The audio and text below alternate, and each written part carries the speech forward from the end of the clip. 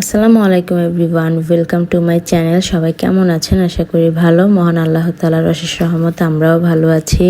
আজকে অনেক দিন পরে আপনাদের সাথে আরও একটি ভিডিও শেয়ার করতেছি। আসলে আমরা এই কয়েকদিন যাবৎ অনেক বেশি ব্যস্ত ছিলাম। কেন ব্যস্ত ছিলাম সেটা নিশ্চয়ই আপনারা আমার ইউটিউবের পোস্ট দেখে বুঝতে পারতেছেন। আর এটা হচ্ছে কিন্তু ডিসেম্বর মাসের একটা ভিডিও। আসলে যেহেতু আমি অসুস্থ ছিলাম তাই কিন্তু আমি আমার আগের ভিডিওগুলি ছাড়তে পারিনি। তাই আমি আগের ভিডিওগুলি না ছেড়ে নতুন ভিডিও আপলোড দিতে পারতেছি না।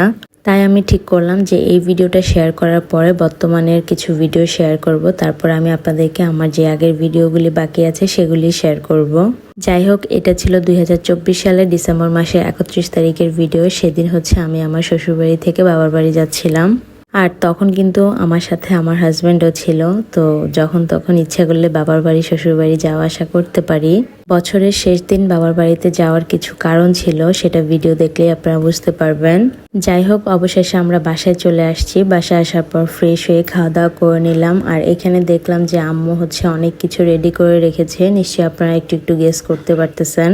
আসলে আমার পরিবারের সবাই আমরা খুবই মিশুক এবং আনন্দপ্রিয় মানুষ। আমার হাজব্যান্ডও সেম, ও খুবই মজা করতে পছন্দ করে।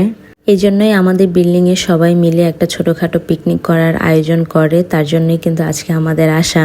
আর এখানে বাসা আসার পর দেখলাম আমার ছোট বোনরা আর তাদের ফ্রেন্ডসরা মিলে এখানে ওয়ান ডিশ পার্টি করতেছিল। এই ভিডিওটা কিন্তু আমি শর্টস আকারে আমার ইউটিউবে আপলোড করেছিলাম অনেক আগে, আপনারা নিশ্চয়ই দেখেছেন। আর এটা ছিল সন্ধ্যার সময়ে। তখন হচ্ছে আম্মু রান্না বান্না শুরু করে দিয়েছিল। এখানে হচ্ছে লাকড়ি দিয়ে রান্না করা হচ্ছিল যেন খাবারটা অনেক বেশি মজা হয়। রান্না করার জন্য যা যা প্রয়োজন সবকিছুই আনা হয়েছিল। আর এখানে আম্মু রোস্ট রান্না করবে, তার জন্য চিকেনটাকে ভালোভাবে ভেজে নিচ্ছিল। আর এদিকে দেখতে পাচ্ছেন যে কত সুন্দর একটা সময় ওরা পার করতেছে। মাশাআল্লাহ, ওদের সবাইকে অনেক বেশি ভালো লাগতেছিল। ওরা সবাই অনেক বেশি খুশি ছিল।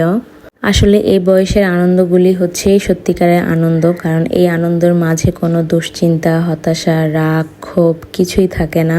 আসলে আমরা সবসময় চিন্তা করি যে কখন বড় হব, বড় হলে নিশ্চয়ই জীবনটা আরো বেশি সুন্দর হবে। সত্যি কথা বলতে এটা না, জীবনটা কিন্তু ছোটবেলায় অনেক সুন্দর ছিল।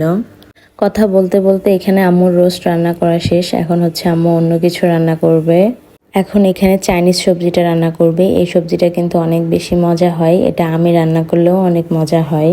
আসলে আমার চাইনিজ আইটেমগুলি রান্না করতে অনেক বেশি ভালো লাগে। আর আমি কিন্তু এখানে আম্মুকে বলে দিচ্ছিলাম কখন কি করতে হবে। আম্মু কিন্তু সেই অনুযায়ী রান্না করতেছিল।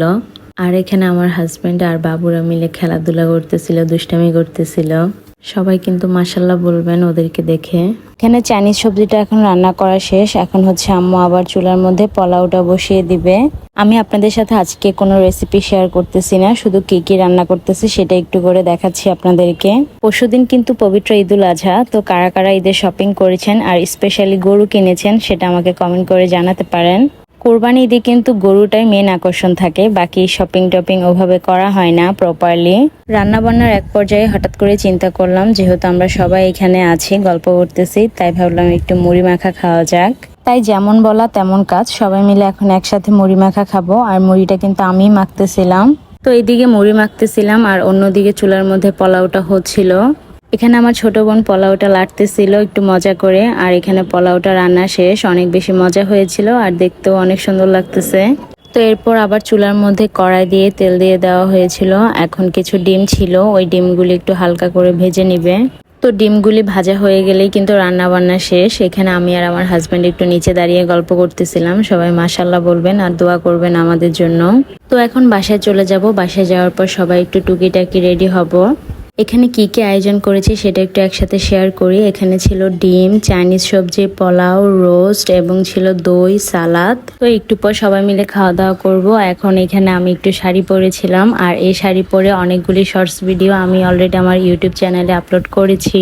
এখানে কিন্তু অলরেডি বাচ্চা বাহিনীদের খাওয়া দাওয়া শুরু হয়ে গেছে আর ওরা সবাই একসাথে বসে অনেক মজা করে খাচ্ছিল, দেখে ভালো লাগতেছে মাশাআল্লাহ। সবার খাওয়া দাওয়া শেষ হওয়ার পর আমরাও খাওয়া দাওয়া করে নিলাম। এরপর প্রায় রাত 12টা বেজে গেছে আর আমরা সবাই নিচে আসলাম। নিচে আসার পর দেখলাম ছোট ছোট বাচ্চারা বাজি ফুটাচ্ছে। আসলে বাজি ফুটানো ঠিক না, এই শব্দটা অনেক বেশি খারাপ। যাই হোক, আজকের ভিডিওটা ছিল এই পর্যন্তই। সবাই ভালো থাকবেন, সুস্থ থাকবেন, আমাদের জন্য দোয়া করবেন। আর সবাইকে অগ্রিম ঈদ মোবারক। সবার ঈদ ভালো কাটুক। আল্লাহ হাফেজ। আসসালামু আলাইকুম।